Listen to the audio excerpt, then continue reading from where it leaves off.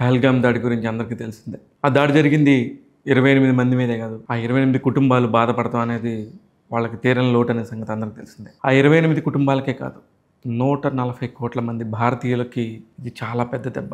ఎందుకంటే మనందరం ఇక్కడ ఇది కాశ్మీర్ మనది అనుకుంటూ లక్షల మంది జవాన్లు మన కోసం పోరాడుతూ కాశ్మీర్ లోయల్లోనూ బోర్డర్స్లోనూ గస్తీలు తిరుగుతూ మన వాళ్ళందరి ప్రాణాలను కాపాడుతూ ఉంటే అదే దుస్తుల్లో వచ్చి, అలాంటి కమాండర్ దుస్తుల్లోనే వచ్చి విచక్షణ రహితంగా దొరికిన వాళ్ళని దొరికినట్టు తత్తి దగ్గర నుంచి కాల్చి చంపడం అనేది చాలా దారుణం. అందరి ఐడీలు చూసి, ఎస్పెషల్లీ మగవాళ్ళవి అయితే తీసుకొని వాళ్ళ ఐడీలు చూసి వాళ్ళ దగ్గర నుంచి కాల్చి చంపడం అనేది అది ఎంతకంటే కిరాతకమైన చర్య ఏది ఉండదు.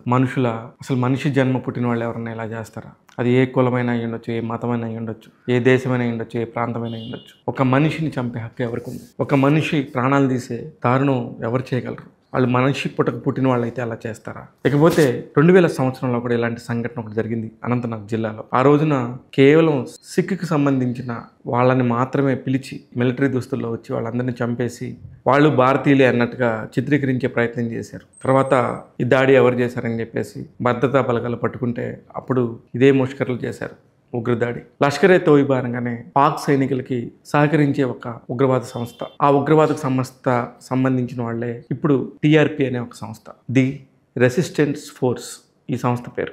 ఈ ఉగ్రవాదులే, ఇందులో నుంచి వచ్చిన ముష్కరులే ఇంతమందిని పొట్టన పెట్టుకున్నారు.